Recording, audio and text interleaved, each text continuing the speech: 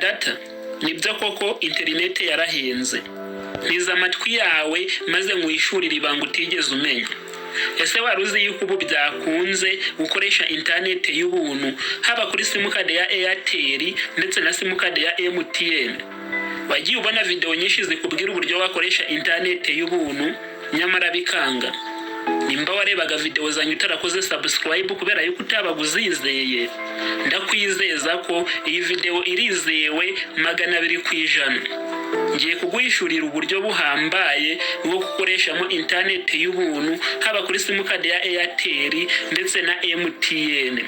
Gusa ku bantu badatunze simukadi za 073 na 079 nibo bari gukoresha ubu bwoko bwa interineti. Ni mudatunze 073 cyangwa simukadi ya 079 irukanyira ku isoko ujye gukura simukadi kugira ngo uze kubasha gukoresha iyi interineti y'ubuntu. Ngira ngo nizimbye mu magambo, reka dutangire. Gusa ndabibutsa ko ku bantu batarasobanukirwa n'iyi video, ndapiningamo groupe ya WhatsApp ndetse na Facebook page bari buze kunyandikira maze nze kubafasha. Yego, reka dutangire. Ndibuze kubigisha muri ubu buryo kuko YouTube nanze kitsirino video ntabwo yemera uburyo wakwigisha werekana uburyo izi application zitanga megabyte z'ubuntu zikora, bifarikwa nko kubangamira ibigo bicuruza interineti. Ngira ngo uri kureba uno murongo wa mbere wa application uriho TikTok na WhatsApp, urajya muri Play Store maze udownloading iyo application ya gatanu, uri kureba kuri uwo murongo wa mbere. Uri kureba logo yayo uburyo imeze.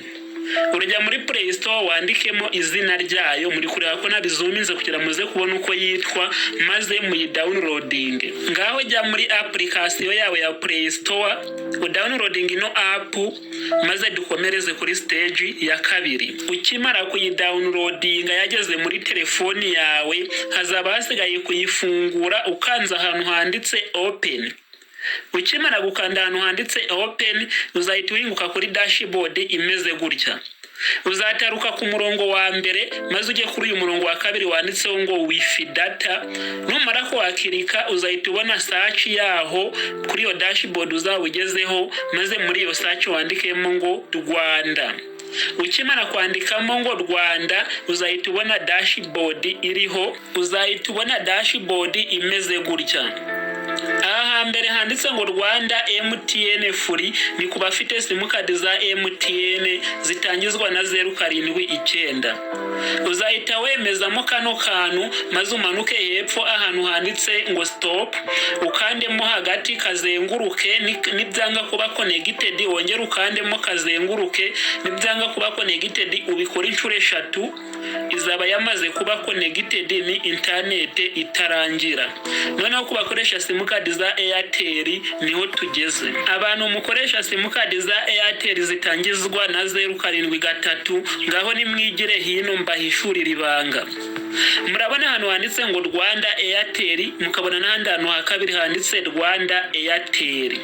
Uzahita ukirika hano ha gatatu hariho Rwanda Airtel, hariho agatima n'akamenyetso